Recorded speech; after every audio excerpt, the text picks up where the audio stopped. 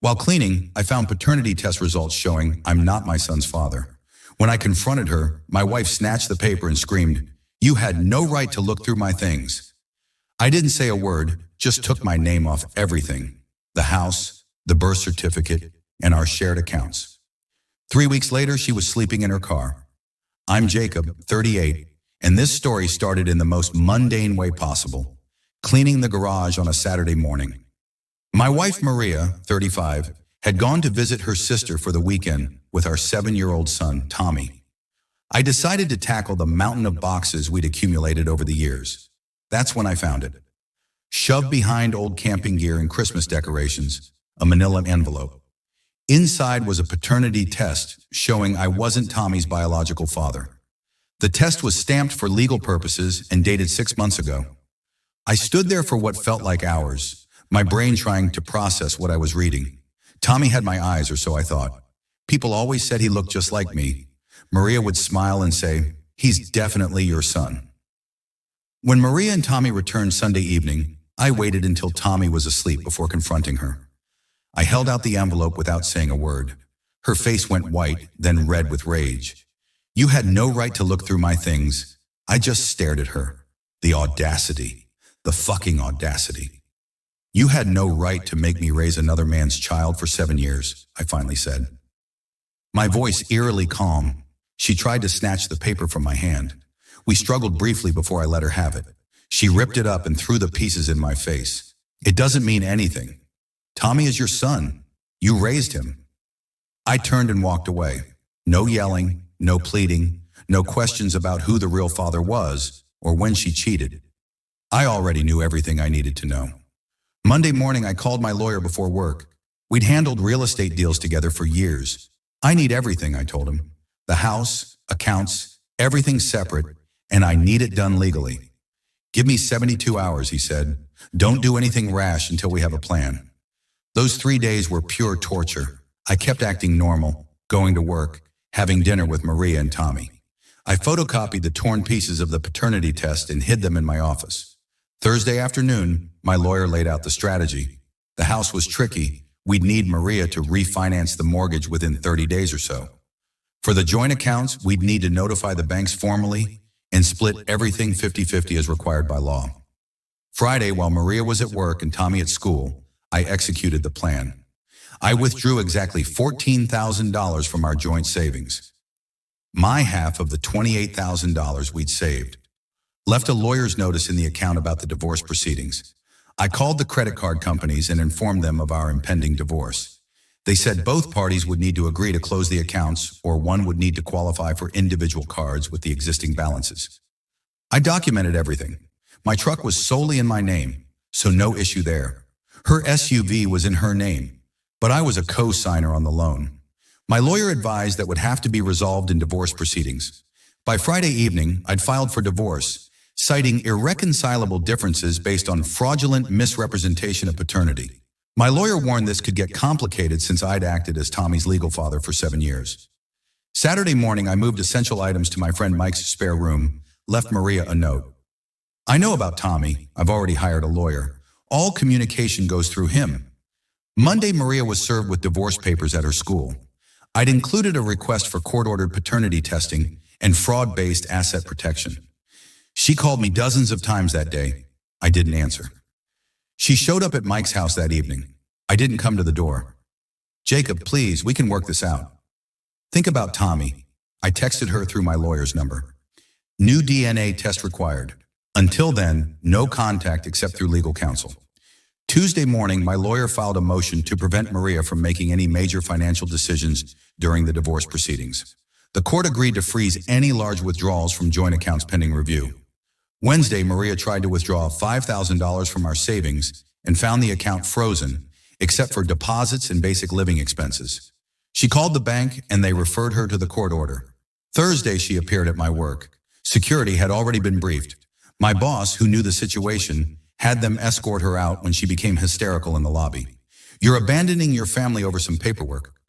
That evening, I got a call from her mother. "Jacob, Maria says you're questioning Tommy's parentage. That's ridiculous. Ask her to do a court-ordered DNA test," I said. "If I'm wrong, I'll apologize publicly and pay all court costs." I knew she wouldn't take that bet. The silence told me she knew the truth. Friday, Maria finally agreed to the DNA test through her lawyer. Results would take 7 to 10 business days. The following Monday, I filed a motion to remove my name from the house deed. The court required Maria to either qualify for the mortgage alone or agree to sell within 60 days. Her teacher's salary wouldn't cover the payments. 2 weeks later, the DNA results came back. Tommy wasn't my biological son. My lawyer immediately filed to finalize the divorce with no alimony and no child support, citing the paternity fraud. We also moved to have the marriage annulled based on fraud. Maria's lawyer tried arguing that since I'd acted in loco parentis for 7 years, I should be responsible for child support. Our counter-argument, the entire relationship was built on deliberate fraud. I'd been tricked into believing I was the father through active deception, not passive ignorance. The judge scheduled a hearing. I presented the torn paternity test from 6 months ago, showing Maria had known and hidden the truth. Her lawyer had no defense for this evidence. Mrs. Jacobson committed marital fraud by misrepresenting her child's paternity, the judge ruled. Mr. Jacobson's financial obligations are hereby terminated, except for shared debts predating this discovery. The house sale was ordered. We'd split the proceeds, but I'd get an additional 20% due to paying the entire down payment for my business sale 3 years ago. Maria's attempts to contest the ruling failed. The judge noted, 7 years of fraud constitutes deliberate and ongoing misrepresentation. This court cannot enforce obligations born from deception. 3 weeks after the DNA results, reality hit Maria hard. She couldn't qualify for a mortgage on her own. The house went on the market. She moved into a cheap motel that charged weekly rates. Her car payments were another issue. The bank demanded either full refinancing or repayment, since our divorce affected the loan agreement. She needed a co-signer and couldn't find one. After 2 months, her car was repossessed when she missed 3 payments trying to fund her lawyer's fees. She began taking the bus to work, then bummed rides from co-workers who gradually tired of the daily favor. Finally, she moved back in with her parents temporarily. But they kicked her out after a huge fight where they learned she'd suspected the paternity issue for years and hidden it from everyone. With nowhere to turn, her sister couldn't handle the drama indefinitely. Maria ended up sleeping in her SUV in various parking lots before she lost it to repossession. After that, she couch-surfed between co-workers' places until they grew weary of her situation. 6 months after discovery, she was living in a studio apartment across town, teaching at a different school district that paid slightly less. Her ex-boss, Tommy's biological father, had stepped up with child support after DNA confirmation, but it wasn't enough to maintain her previous lifestyle. Meanwhile, my attorney negotiated visitation with Tommy. Given the unique circumstances, I was granted the option to maintain contact if both Tommy and I wanted it. I set up a college fund in his name, strictly through my lawyer to ensure Maria couldn't touch it. Tommy started calling me Uncle Jacob. During our Wednesday dinners and weekend visits, when his bio-dad was traveling, the relationship shifted but remained genuine. He never knew the full truth. We told him families sometimes change, and I'd always be someone who cares about him. A year later, I testified in court against Maria when Tommy's real father sued for back child support from the years he unknowingly missed. She'd kept this secret from both of us. If you'd told me, her ex-boss said on the stand, I would have been there from day one. Maria lost that case too. 7 years of back child support payments were ordered to be garnished from her wages. I eventually sold my share of the house proceeds and bought a condo. Started dating again. Met Sarah, a business owner who valued honesty above everything else. The last time I saw Maria was at Tommy's school play last month. She looked exhausted, probably from working overtime to cover her garnished wages.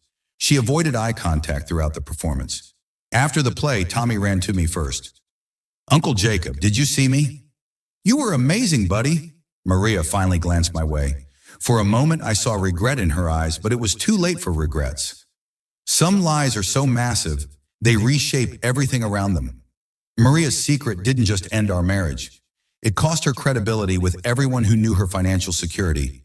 And most importantly, the relationship she could have maintained with me as co-parents. She chose deception over honesty, fraud over truth.